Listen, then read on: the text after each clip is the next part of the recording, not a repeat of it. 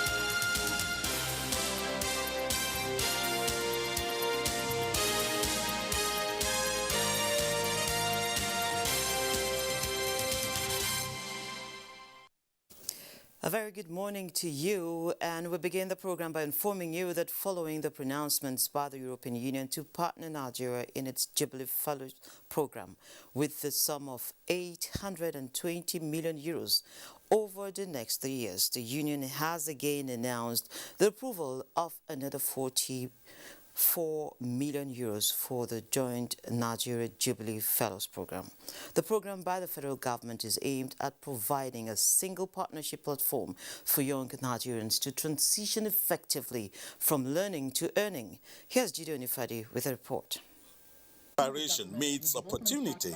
They inevitably produce success. This is a popular saying that best suits this situation. Young Nigerians described as hardworking, highly talented, and a government committed to developing and creating opportunities for the young people would always find willing partners with similar objectives. I'm so impressed by the talent of Nigeria's youth, the drive, the will for innovation.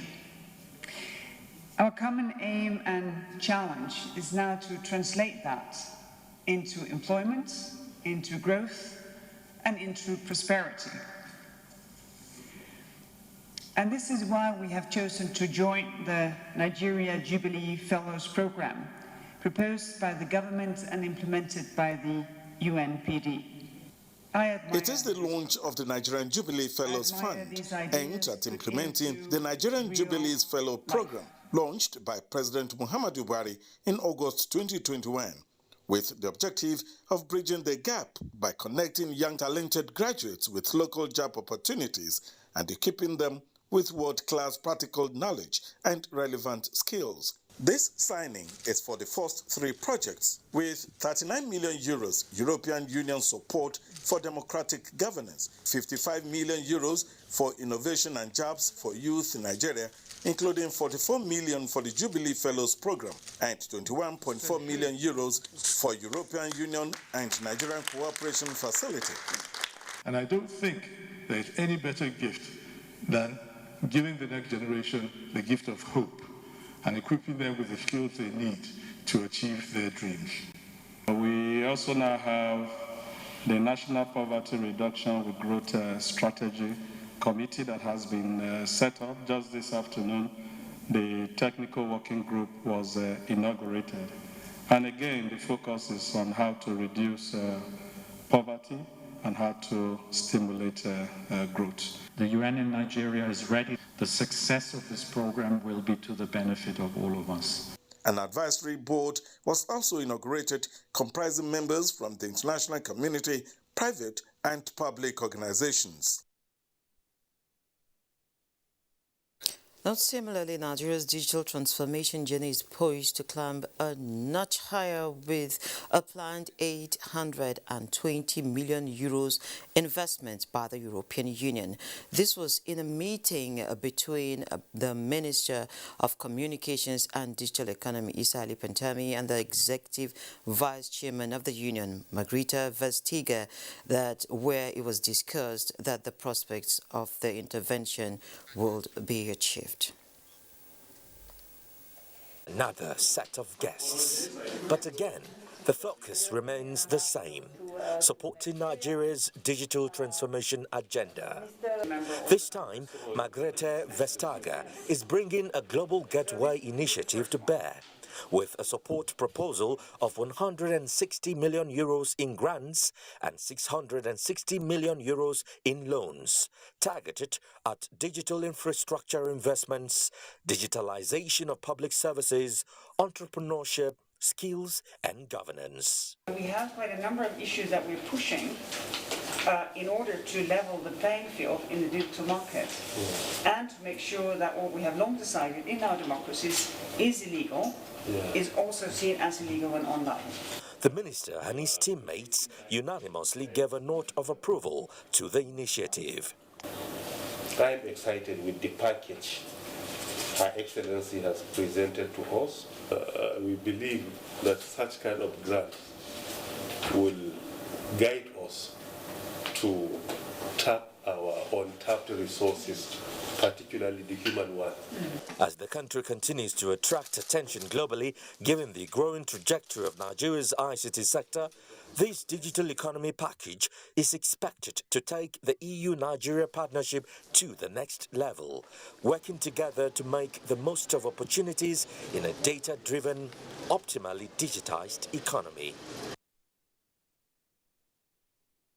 Now, residents of Abuja and neighboring states of Niger and Nasarawa are still facing tough time sourcing for premium motor spirit, popularly called petrol, with the commodity selling for as high as 400 naira per litre by black marketers. The development came almost 1 week after the import of millions of dirty PMS from Europe into Nigeria disrupted the fuel supply system of the country, leading to long queues nationwide. The Nigerian National Petroleum Company Limited has ordered the recall of the contaminated fuel, but all marketers have been battling various challenges ranging from PMS supply shortage to complaints by consumers who claimed the bad product has damaged their vehicles.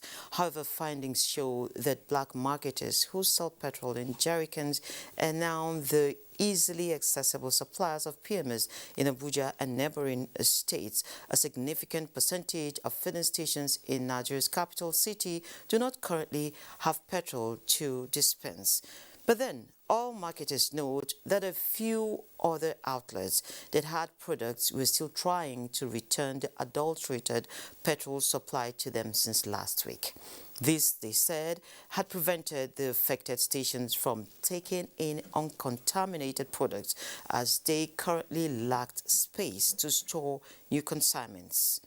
And again, heavy queues greeted the limited number of filling stations that dispense petrol on Monday into Tuesday as motorists spent several hours waiting to be served petrol. And sure, that is the situation this morning as our cameras went out. And I can tell you that from Gadwa to Durumi and the old CBN Junction, at least I witnessed those locations this morning. Whole lanes are shut down and motorists now have to maneuver the little spaces left with traffic officials on overtime trying to manage the chaos. There you have it. And so the economics of energy availability is our business this morning. And I have with me Dr. Tochukwu Okafor, Senior Economic Analyst with Business Day Media Limited, to do just that. How will these affect market prices and the economy as a whole? Dr. Okafor, you're welcome to Business Express. Thank you. Thank you for having me. Fantastic. How was your morning? Well, like you said, hectic with the traffic. Right? So it's been daunting, but we get along, we thank God. Okay, can you just help us to get some understanding? What is the cost of this crisis? Yeah, so we can both agree that one of the most frustrating situations to ever be in is being in a crisis that you knew you could avert, being in a situation you knew you could avoid. I could tell you for free that should this petrol or dirty petrol debacle linger for another, well, longer than expected, Nigeria will be served with a platter of inflationary delicacies, right?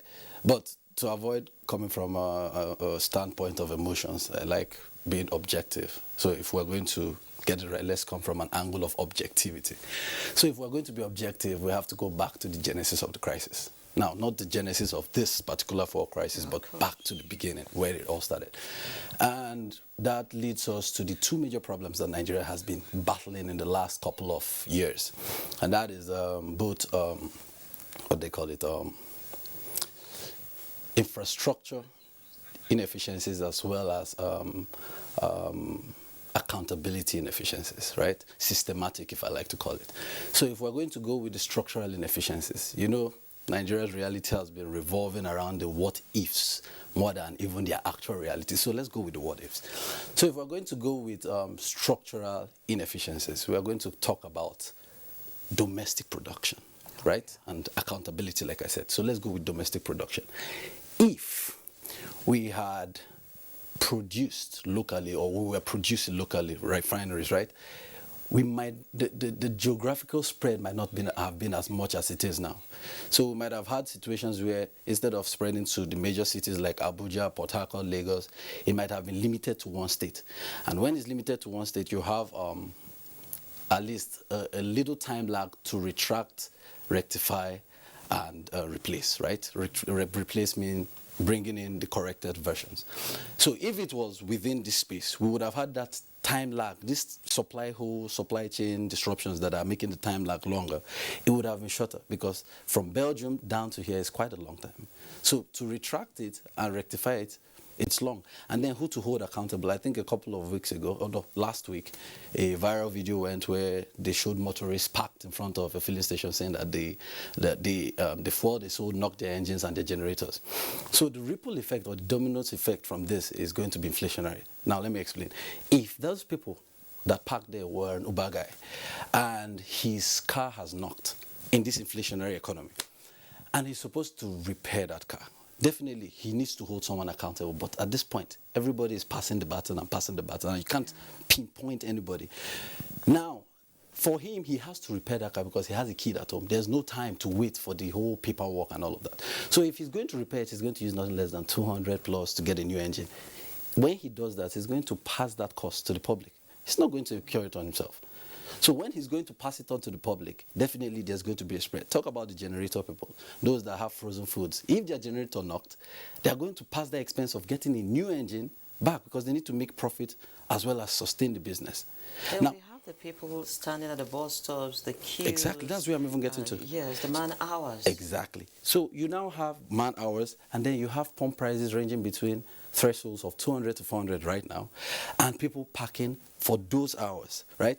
With those price increments and the time lag, the time they spend on those queues, they have to make it back. So if they're going to make it back, yeah, if this lasts for another week or two, inflationary pressures are definitely going to abound. Now, why I said a palette of inflationary delicacies, we are dealing with demand pull from supply chain already, the one beyond our control. And now we are adding cost push, which is this. So when you're adding cost push and merging it with demand pull, and you're just coming from the shocks of the pandemic, which you are trying to rectify as a result of the inflationary pressures, because what the MPC was dealing with almost throughout last year, most of their policies was to rectify inflation. Now December comes and we are still saying, is it base effect, is it Yuletide pressures? We are still not sure. And then we're waiting for inflationary figures to come out so that we'll be sure, then we're adding this one, right? The figures are about coming out this morning. This morning, right? So by the time we see that it might be base effects wearing off, and then we're adding cost push, merged with the demand side, supply chain disruptions, which is affecting everybody. I mean, we should have learned from Argentina and US. They are battling.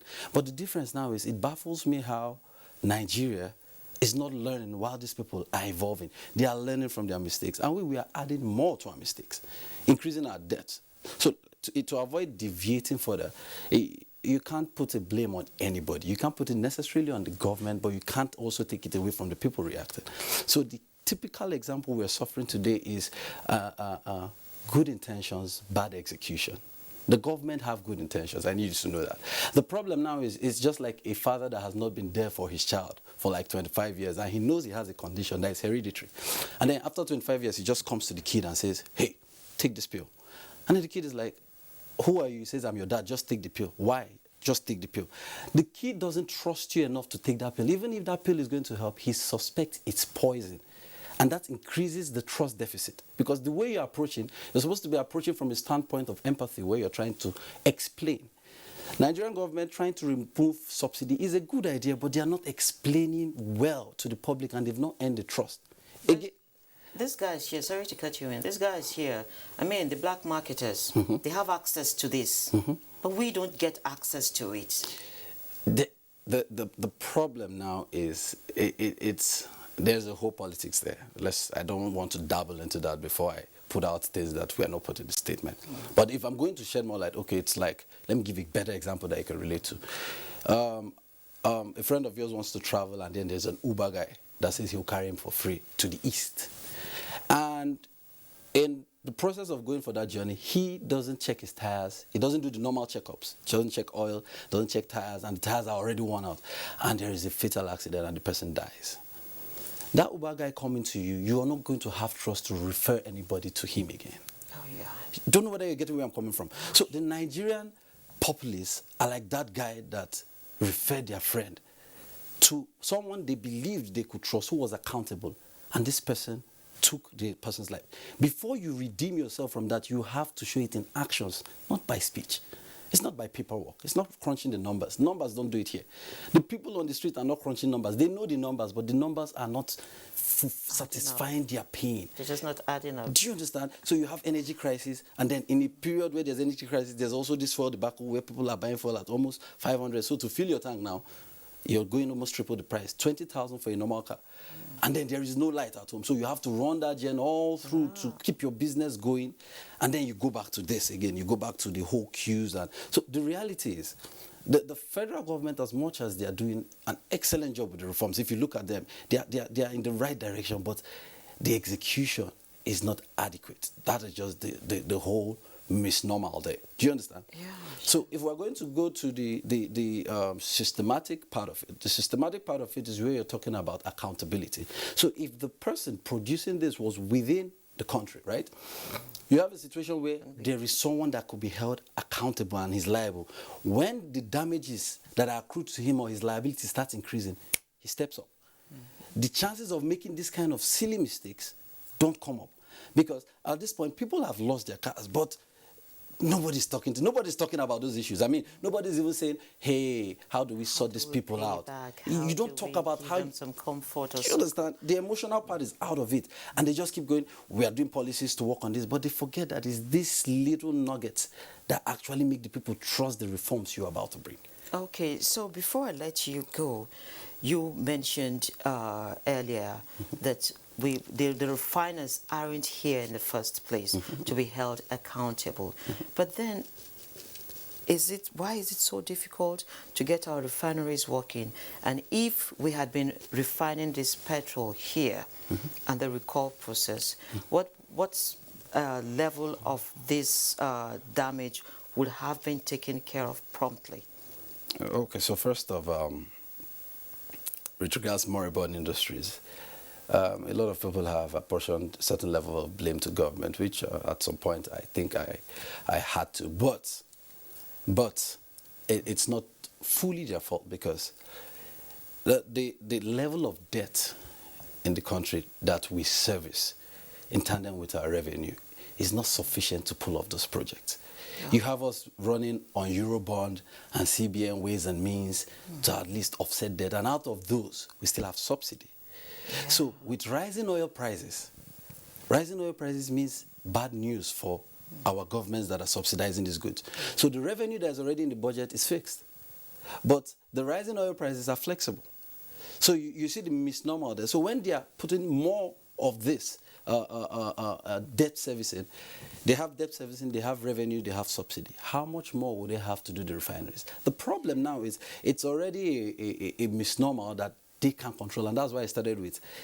It's very frustrating when you're in a situation where you knew you could avoid it, but you just couldn't help it. Do you understand? So it's a very, very potent mix of dysfunction, unfortunately. But it doesn't mean that the job isn't being done. It's just that it's not being done in the right way. So the execution is what the federal government needs to do. The transparency shouldn't just be in paperwork. They should put an emotional perspective and explain to people and understand and listen to people. Because if you listen to them, you get feedback where you can improve on what you're doing. So I think it's just that bridge. The government should start bridging that trust deficit and that gap. And a lot of these problems will not be. Okay, I must sincerely thank you, Dr. Tochiko. I'm told I don't have any more time. Yeah, thank you. It's nice having you on the program. Yes. Let's now take a trip to the commodities market.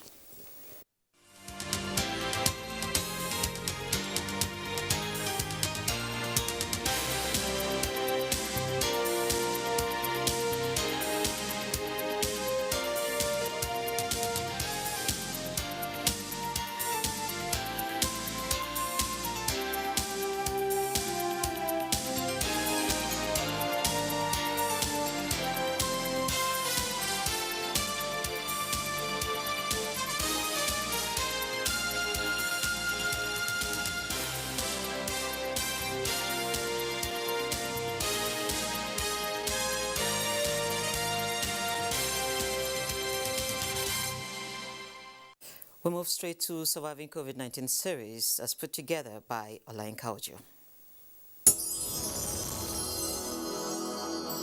Surviving COVID-19 series is brought to you in partnership with the Central Bank of Nigeria. It's a God gift. Yes, it's a God gift. And when I graduated, I found that there is not any other job around me, so I have to switch on into this creativity. I'm able to help myself to eat. Actually, before the COVID-19, the business was moving smoothly, but when the COVID-19 came in, some customers they don't longer come into market again. The thing really affects us seriously. Now, some are coming, but some are still afraid of the COVID-19. Have you heard about CBN? No, I've never heard about it. I would like to promote my business. Yes, I would even like to leave this market also, because I have a lot to deliver. So I need enough space that I can be able to express myself. Yes. Surviving COVID-19 series is brought to you in partnership with the Central. All right, is a negative start on the Nigerian Exchange Group as the all-share index depreciated in its first trading day for the week. It dropped by 0.29% to close at 47,063.28 basis points. Market capitalization dropped further to 25.3 trillion naira from 25.4 trillion naira in the last session. 338.028 million shares exchanged hands in 5,619 deals valued at 5.6 billion naira.